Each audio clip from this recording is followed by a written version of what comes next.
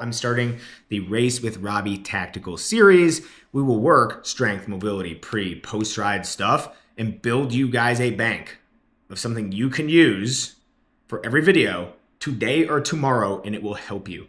Eventually, if you watch enough of it, you might become an expert in your own body and know how to keep yourself healthy without ever having to hire me. Let's rock. Welcome back to the Sprinters Lounge. This is Sonic the Hedgehog. He's our resident sprinter.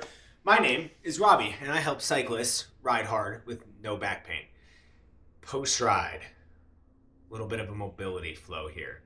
Here's my intention for you with this, that you get a little bit of an idea of a couple of quick tests you can run, and then some things that you can throw at them after a ride, whether or not you had a niggle, as they say, or a little bit of a pain problem on the ride, still super helpful for you.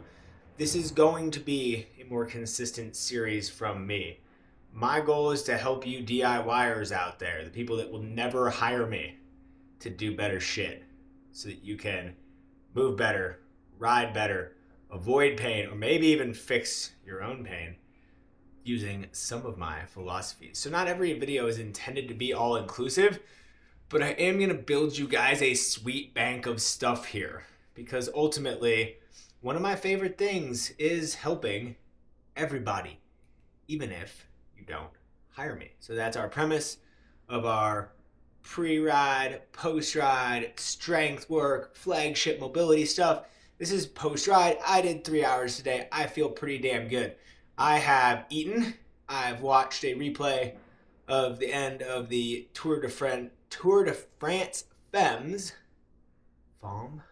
Okay. I'm not going to try to pronounce. And here I am about a half hour, 45 minutes after I finished riding. You can do this stuff right after a ride.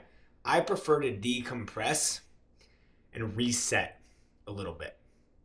So, without further ado, let's rock. There's two very simple tests that I will throw at myself and you guys today to kick things off. So, maybe a little tight in the back after a yoga breath work and sound bath laying on a hard floor session on Friday night.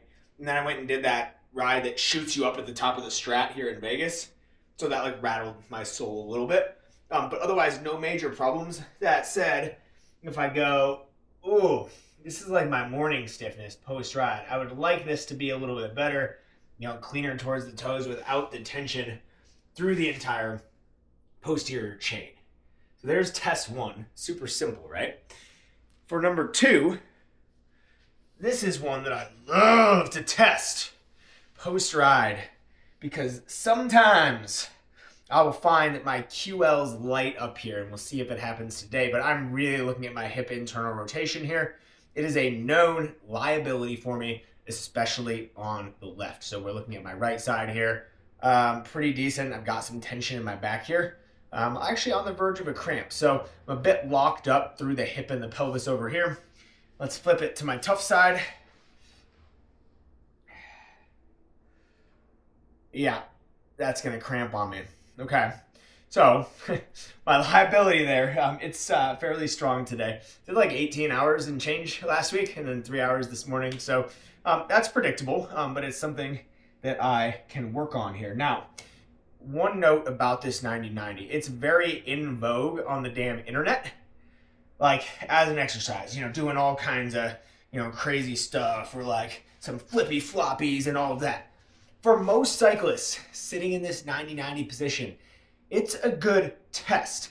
You can work into some of that stuff as an exercise, but I've found through 13 years of doing this stuff that breaking down the parts and moving at a slower pace when you're working on your hip restrictions is more beneficial.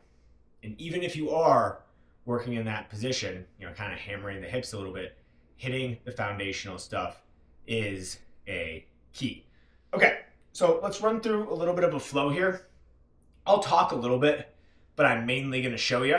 This is something you could follow along with right now. Hit pause, get ready if you need to do that. It is something that you could flag for later and come back to. So let's rock. Most of this is going to be movement oriented, not just stretching. The old school 90s approach, right? Was like, I'm going to stop and stretch. Like, man, my mom used to run, still does run, but when I was a kid, and she would park it for 45 minutes on our front porch and stretch after every run. That was the 90s.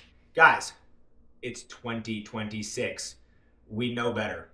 Moving through our ranges helps open up mobility far better than stretching. I don't have a problem with stretching if it decompresses you, gets your mind right. But if we're talking about improving our movement, and certainly if we're talking about fixing a back pain problem, stretching is not your quickest ticket. So let's do a few pedals here where we go into one leg at a time and reach for the foot on the straight leg. You could do as many of these as you want. I'm going to do a big handful, probably about 10 on each side, although this is not necessarily something that you need to count. People love to ask, okay, how many sets and reps? It doesn't really matter with something like this. You're looking for, okay, how do I feel? Am I getting what I want out of it? Not that did I do a certain number of reps that some dude on the internet told me, standing in his garage with Sonic the Hedgehog in the background, calling it the Sprinter's Lounge.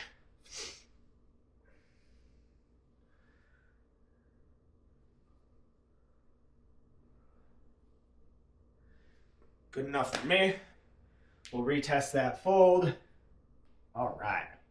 Now we're rocking. Still a little tight through here, but we're good with it. So let's reverse that a little bit. We're going to move the camera back slightly, tilted down on accident there. This is one of my absolute favorites.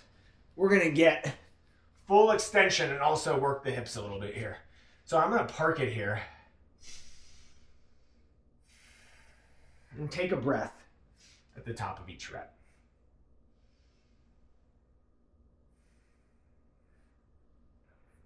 So again, I mean, we could say 5 to 10 of these, but really what you're looking for is you're looking what feels right to you based on the circumstances. We don't want to do so many of them that our back starts to tighten up or that our hips start to rebel on us, but you want to do enough that you feel like you got what you came for, right? A little bit tighter on this side for me. See what you feel as you do them.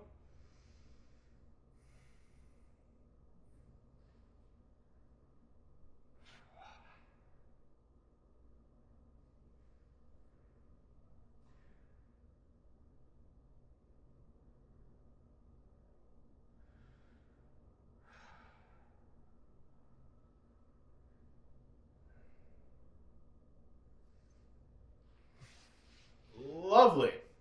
So let's not retest the hips just yet. We'll do another camera swap here. These videos are going to be kind of casual shot, so I'm not going to edit a whole lot. You're going to see me moving it. This next one is really funny.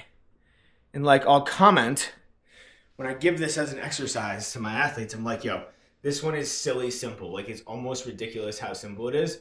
When we talk that internal rotation and breaking down the basics, one of the things that we want to do is familiarize the hip with our end range internal rotation. So outside of the foot stays down, sit bone stays down on whatever you're sitting on, couch, chair, coffee table.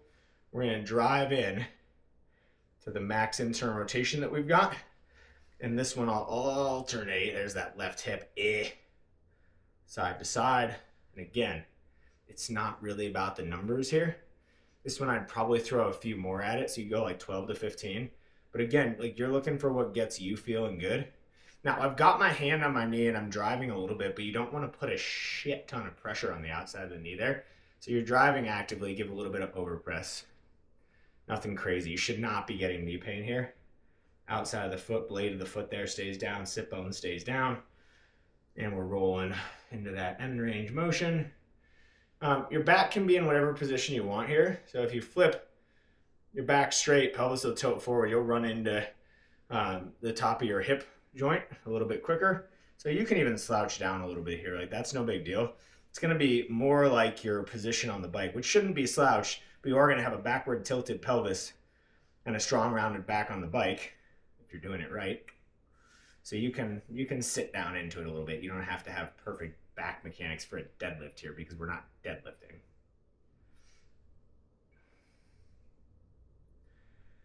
So we've hit spine and posterior chain. We've hit spine and hips. Now we're hitting kind of like straight hip here. The last thing that we're going to do is hip and pelvis together. The cornerstone of movement for a cyclist is hips, pelvis, spine. Yes, your feet matter. Yes, your shoulders matter. Yes, everything in between, it matters as well.